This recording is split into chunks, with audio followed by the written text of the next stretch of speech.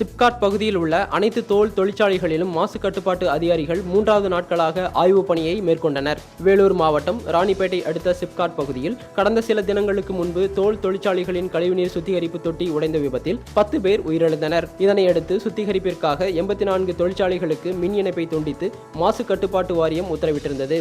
3வது நாளாக அங்கு மாசு கட்டுப்பாட்டு அதிகாரிகள் ஒவ்வொரு தொழிற்சாலையாக சென்று அங்குள்ள கழிவுகள் குறித்து ஆய்வு மேற்கொண்டனர். இந்த ஆய்வு அறிக்கையை தேசிய பசுமை தீர்ப்பாயத்திடம் சமர்ப்பிக்கப்பட உள்ளதாகவும் மாசு கட்டுப்பாட்டு அதிகாரிகள் தெரிவித்தனர். கழிவுகள் அகற்றப்பட்டு வரும் இடத்தையும் தற்காலிகமாக மாற்று இடத்தில் 3 பள்ளங்கள் ஏற்படுத்தப்பட்டு பாதுகாப்பாக கொட்டப்பட்டு வரும் இடத்தையும் மாவட்ட ஆட்சியர் நந்தகோபால், சர் ஆட்சியர் பிரியதர்ஷினி ஆகியோர் நேரில் ஆய்வு மேற்கொண்டனர்.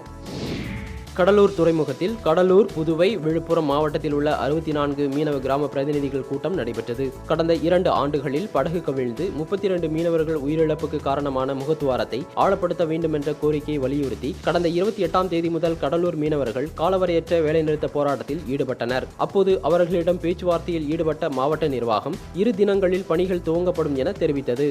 ஆனால் பணிகள் இன்னும் துவங்கப்படாத நிலையில் கடலூர் துறைமுகத்தில் 64 மீனவ கிராம பிரதிநிதிகள் கூட்டம் நடைபெற்றது. இந்த கூட்டத்தில் மீனவர் கோரிக்கைகளுக்கு செவிசாய்க்காத நிர்வாகத்தை கண்டித்து கடலூர், விழுப்புரம், புதுவை ஆகிய கடலோர பகுதிகளில் வரும் 7ஆம் தேதி முழு அடைப்பு போராட்டம் நடத்த முடிவு செய்யப்பட்டுள்ளது. இதன் பின்னரும் முகத்துவாரத்தை ஆழப்படுத்தவில்லை என்றால் மாநில அளவில் போராட்டம் நடைபெறும் என மீனவர்கள் தெரிவித்தனர்.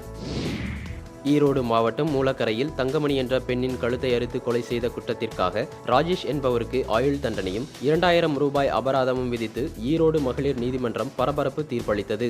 ஈரோடு மாவட்டம் பெருந்துறை அருகே உள்ள மூலக்கரையில் தேநீர் கடை நடத்தி வந்தவர் தங்கமணி. கடந்த 2012ஆம் ஆண்டு ராஜேஷ் என்பவர் தங்கமணியின் கழுத்தை அறுத்து கொலை செய்து அவர் அணிந்திருந்த 10 சவரன் தங்க நகையை கொள்ளையடித்துவிட்டு தலைமறைவாகிவிட்டார். இதுகுறித்து பெருந்துறை காவல்துறையினர் வழக்கு பதிவு செய்து ராஜேஷ் என்பவரை கைது செய்தனர். இதனையடுத்து இவ்வழக்கு ஈரோடு மகளிர் விரைவு நீதிமன்றத்தில் நடைபெற்று வந்தது. வழக்கு முடிந்து நேற்று தீர்ப்பு வழங்கப்பட்டது. அதன்படி கொலை செய்த குற்றத்திற்காக ஆயுள் தண்டனையும், நகை கொள்ளையடித்த குற்றத்திற்காக 10 ஆண்டு சிறை தண்டனையும், ரூபாய் 2000 அபராதமும் விதித்து நீதிபதி திருநாவுக்கரசு தீர்ப்பளித்தார். தாராபுரம் அருகே அடையாளம் தெரியாத இளைஞரின் சடலம் மிதந்த சம்பவம் அப்பகுதியில் பெரும் பரபரப்பை ஏற்படுத்தியுள்ளது. தாராபுரம் அருகே கள்ளிவலசு பகுதியில் உள்ள அமராவதி வாய்க்காலில் அடையாளம் தெரியாத இளைஞர் சடலம் மிதப்பதாக அப்பகுதி மக்கள் போலீசாருக்கு தகவல் கொடுத்தனர். இதனையடுத்து அங்கு வந்த அலங்கியம் போலீசார் கொலை செய்யப்பட்ட இளைஞரின் உடலை மீட்டு பிரேத பரிசோதனைக்காக மருத்துவமனைக்கு அனுப்பி வைத்தனர். மேலும் இச்சம்பவம் குறித்து போலீசார் வழக்கு பதிவு செய்து விசாரணை மேற்கொண்டு வருகின்றனர். ஆற்காடு அருகே பூட்டியிருந்த வீட்டின் கதவை உடைத்து நகை, பணம் கொள்ளையடிக்கப்பட்ட சம்பவம் அப்பகுதியில் பெரும் பரபரப்பை ஏற்படுத்தியுள்ளது. வேலூர் மாவட்டம் ஆற்காடை அடுத்த கீழ் விசாரம் பகுதியைச் சேர்ந்தவர் முகமது பாட்ஷா. இவர் தனியார் கல்லூரியில் பேராசிரியராக பணியாற்றி வருகிறார். இவர் நேற்று மாலை பெங்களூரில் உள்ள தனது உறவினர் வீட்டுக்கு சென்றுள்ளார். மீண்டும் அதிகாலை வீட்டிற்கு வந்தபோது வீட்டின் பூட்டு உடைக்கப்பட்டிருப்பதை கண்டு அதிர்ச்சியுற்றார். பின்னர் உள்ளே சென்று பார்த்தபோது பீரோவில் இருந்த 20 சவரன் நகை, வைர நெக்லஸ் மற்றும் பணம் உள்ளிட்டவை கொள்ளை போனது தெரியவந்தது. இதுகுறித்து காவல்துறையினருக்கு தகவல் அளிக்கப்பட்டது. இதையடுத்து அங்கு வந்த போலீசார் கொள்ளை சம்பவம் குறித்து வழக்கு பதிவு செய்து விசாரணை மேற்கொண்டு வருகின்றனர். அரூரில் அதிக பாரம் ஏற்றி வந்த 3 லாரிகளை போலீசார் பறிமுதல் செய்தனர். அரூர் தேசிய நெடுஞ்சாலைகளில் பெரும்பாலான லாரிகள் அதிக பாரம் ஏற்றி வருவதாக காவல்துறைக்கு புகார் வந்தது.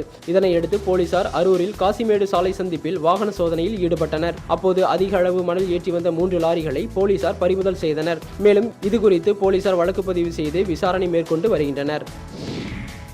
தைவான் நாட்டில் டிரான்ஸ் ஏசியா ஏர்வேஸ் நிறுவனத்துக்கு சொந்தமான விமானம் ஒன்று 58 பயணிகளுடன் சென்று கொண்டிருந்த போது தைபே நதியில் விழுந்து விபத்துக்குள்ளானது. இந்த விபத்தில் உயிரிழந்தவர்களின் எண்ணிக்கை 31ஆக உயர்ந்துள்ளது. தைவான் தலைநகர் தைபே நகரில் இருந்து காலை கின்மெனுக்கு டிரான்ஸ் ஏசியா டர்போப்ராப் விமானம் புறப்பட்டு சென்றது. விமானம் புறப்பட்டு சிறிது நேரத்தில் தைபே நகருக்கு வெளியே பாலம் ஒன்றில் மோதி கீழங் ஆற்றுக்குள் விழுந்தது. உடனடியாக சம்பவ இடத்திற்கு விரைந்து சென்ற மீட்பு படையினர் விமானத்தில் இருந்தவர்களை மீட்கும் பணியில் ஈடுபட்டனர். விமானத்தில் இருந்த பலர் காயமடைந்திருந்தனர். அவர்கள் அனைவரும் மீட்கப்பட்டு உடனடியாக மருத்துவமனைக்கு கொண்டு செல்லப்பட்டனர். தொடர்ந்து விமானத்திற்குள் சிக்கியுள்ளவர்களை மீட்கும் பணிகள் நடைபெற்று வருகிறது.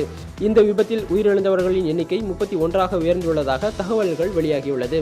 இன்னும் 12 பேரை காணவில்லை என்றும் அவர்களை தேடும் பணி முழுவீச்சில் நடைபெற்று வருகிறது என்றும் தெரிவிக்கப்பட்டுள்ளது. கடந்த ஆண்டு ஜூலை மாதம் ஏர் ஏசியா விமானம் மோசமான வானிலை காரணமாக விபத்தில் சிக்கியது. இதில் 48 பேர் பலியாகினர் என்பது குறிப்பிடத்தக்கது.